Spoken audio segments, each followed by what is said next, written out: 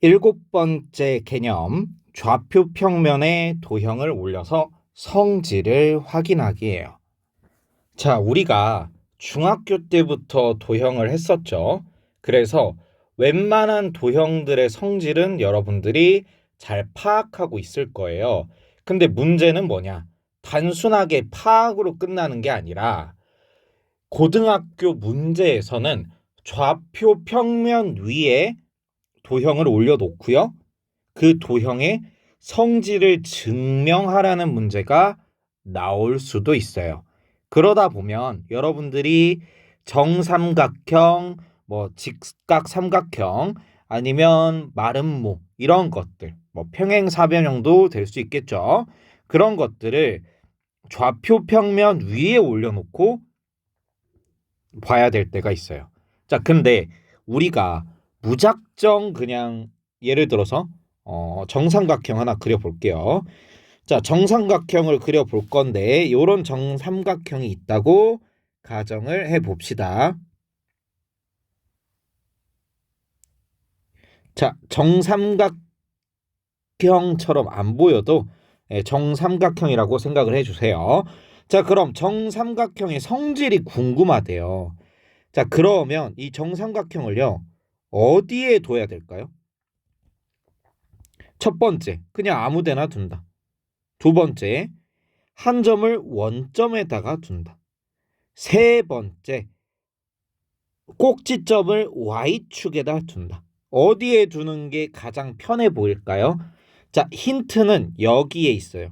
자, 도형을 X축, Y축 혹은 원점 기준으로 배치한다. 이렇게 되어 있는데요. 선생님은 얘를 조금 바꿔서 가장 많은 좌표가 무엇이 되게 0이 되게 배치를 해야 돼요. 뭐가 되게? 0이 되게. 자, 선생님이 아까 그럴듯한 걸 하나를 했어요. 자, 여기에 둔다. 자, 그러면 여기 점의 좌표는 분명 0,0이 될 거고 여기 좌표는 2,0이 될 거고 여기에 좌표는 1, 루트 3이 될 거예요. 선생님이 한 변의 길이가 2인 정삼각형을 그렸으니까. 자, 근데 이렇게 되면 0이 몇 개예요? 좌표가 3개가 있는데 0, 0, 0, 0이 총 3개죠. 자, 근데 이것도 물론 완전 복잡하진 않을 거예요. 근데 얘를 이렇게 두면요. 잘 보세요. 0,0, 2,0, 1, 루트 3이었는데 1로 가면 마이너스 1,0, 1,0, 0, 루트 3이에요. 0의 개수는 똑같은데 아까 보면 1 루트 3, 2 얘가 더 간단할까요? 마이너스 1, 1 루트 3이 더 간단할까요? 얘가 훨씬 더 간단해요. 자, 그래서 선생님이 팁을 줄 거예요. 팁. 왜 선생님이 암기 혹은 법칙이라고 안 하고 팁이라고 하느냐? 얘는요, 잘못 둔다고 문제를 못 풀지 않아요. 단지 좀 복잡해질 뿐이에요. 자, 그리고 어떤 도형이든 항상 그 위치에 둬야 되냐? 그것도 아니에요. 그러다 보니까 여러분들에게 조언, 팁을 해줄 수 있는 거지 얘를 법칙처럼 외우라고는 못해요. 그래서 선생님이 하는 것들은 조언일 뿐이고요. 문제마다 조언을 적용하려고 하되 여러분들이 이게 좀 더 간단할 것 같은데 하면 바꿔야 돼요. 자, 예를 들어 보는 거예요. 지금 여러분들에게 많은 도형들이 주어질 텐데 그 도형들의 대부분 어떻게 처리를 하냐? 삼각형이 나오면요. 삼각형이 나오면 한 변을요.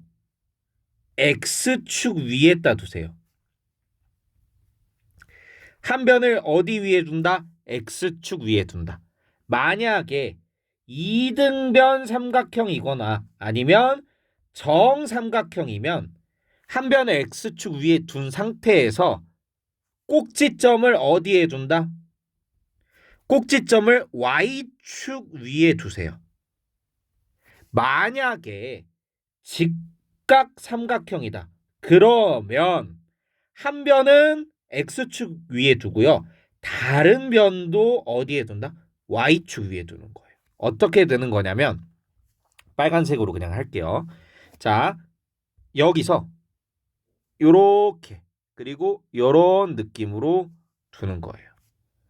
자, 그러면 직각인 부분이 여기에 들어오게 되고 한 점이 0,0이 되고 다른 한 점은 뭐 2분의 3,0 다른 한 점은 0, 뭐 4분의 9 이런 식으로 0이 4개가 되면서 좀 간단하게 계산할 수 있게 됩니다. 자, 근데 이게 절대적이냐? 아니요. 언제 좀 바뀌냐면 뭐 무게중심 혹은 외심, 내심이라는 표현이 등장을 하게 되면 그때는 이 친구를 원점에 둬야 될 수도 있어요. 혹은 예를 들어서 아까 선생님이 뭐 이렇게 표현을 했는데 이런 게 나올 수도 있어요. 어떤 거? 어떤 삼각형이 있는데 그 삼각형에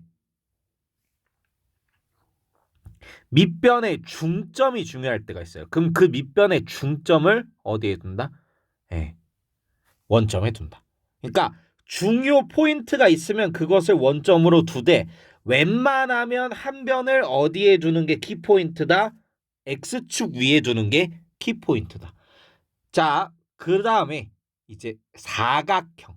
여기서 말하는 사각형은 이 직사각형 그 다음에 정사각형 이런 걸 떠나서 평행사변형이 될 수도 있고요.